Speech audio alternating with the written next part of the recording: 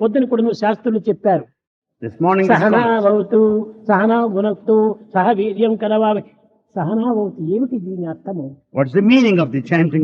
వేదములంతా బోధించింది అని అనుకుంటున్నారు. We think that Veda spoke of diversity. వేదములు ఏమాత్రము బోధించలేదు. No differences were ever taught. వేదమంతా కూడా ఏకత్వాన్ని బోధిస్తూ వచ్చింది. Veda speaks of unity. ఈ సహనాభవతు అనేటువంటి దానికి అంతరార్థం ఏమిటి? What is the inner significance of Sahana? కలిసి మెలిసి తిరుగుదాం, కలిసి మెలిసి పెరుగుదాం, Let's move together. Let's grow together. కలిసి మెలిసి తెలుసుకున్న తెలివిని పోషించుదాం, కలిసి మెలిసి మెరుగుదాం, కలిసి మెలిసి తిరుగుదాం.